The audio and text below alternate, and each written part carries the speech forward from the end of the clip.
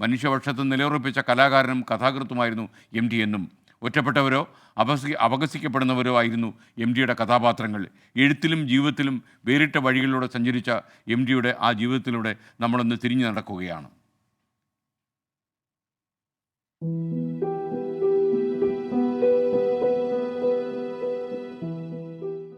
Novelist, പത്രാധിപർ, തിരക്കഥാകൃത്ത്, സംവിധായകൻ, M T എന്ന രണ്ടക്ഷരത്തിൽ സർഗാത്മകതയുടെ വിവിധ മേഖലകളിൽ എന്നും മലയാളിയെ അത്ഭുതപ്പെടുത്തിയ പ്രതിഭ.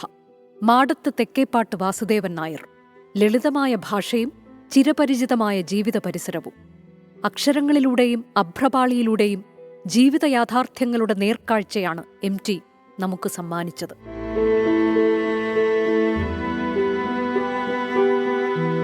രസതന്ത്രത്തിൽ ബിരുദം നേടിയ എം ടി വാസുദേവൻ നായർ തന്റെ അക്ഷരപരീക്ഷണശാലയിൽ മനുഷ്യഹൃദയങ്ങളിലേക്ക് ആഴ്ന്നിറങ്ങുന്ന വൈകാരിക കൂട്ടുകളൊരുക്കി.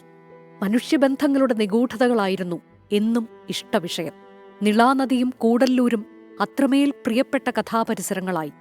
കഥയായാലും നോവലായാലും സിനിമയായാലും എം ടിയുടെ പ്രതിഭാസമ്പന്നത മലയാളിയെ സർഗാത്മകതയുടെ പുതിയ ആഴങ്ങളിലേക്ക് കൊണ്ടെത്തിച്ചു.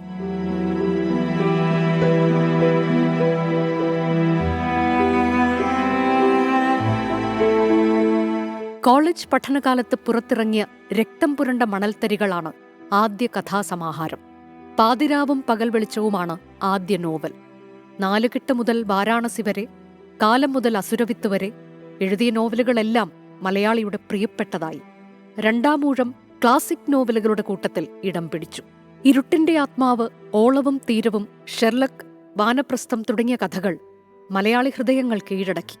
ഒരു വടക്കൻ വീരഗാഥ, പെരുന്തച്ചൻ, പരിണയം, വൈശാലി, സതയം തുടങ്ങി 30 സിനിമകൾക്ക് തിരക്കഥയെഴുതി.